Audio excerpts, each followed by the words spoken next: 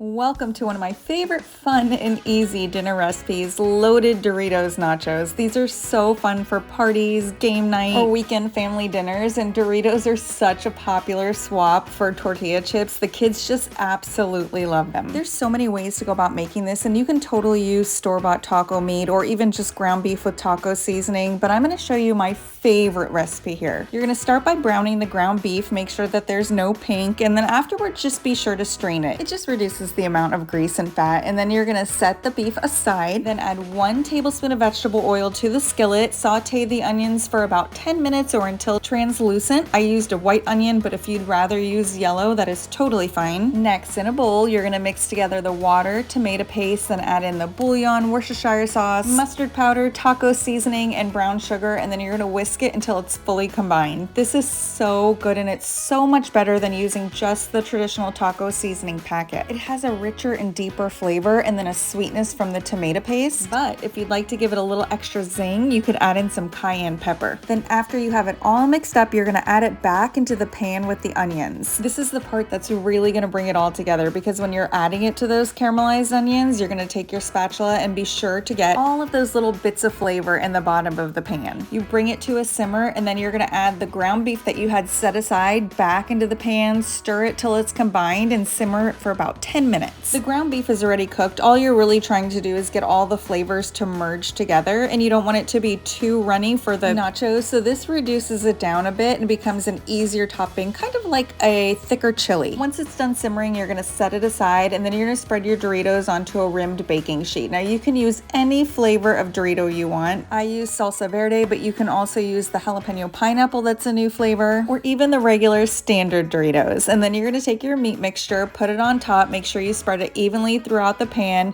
and then we're gonna top it with cheese, and not just a little bit of cheese. We use a ton of cheese that's been shredded from the block. I used Colby Jack, but again, if you have a different preference, you can totally sub it. And you're gonna put that pan in the oven and bake it for 8 minutes at 350 or until the cheese is totally melted. Now my daughter is 9 and she does not like any toppings on hers. She likes to eat hers as is, but if you do want toppings, you can add sour cream, lettuce, salsa, chopped chilies or jalapeños, cilantro, anything that fits your flavor. One of my favorite toppings that I thought was normal, but people have told me that it is not, is sweet chili sauce. I love sweet chili sauce on nachos and tacos. And if that's not available, a close second is Taco Bell taco sauce. But these are such a hit with the whole family. Like, everyone always loves them. I think it's because it's a little twist on a really popular favorite. So remember to subscribe to see more semi-DIY recipes and sprinkle a little fun into your kitchen.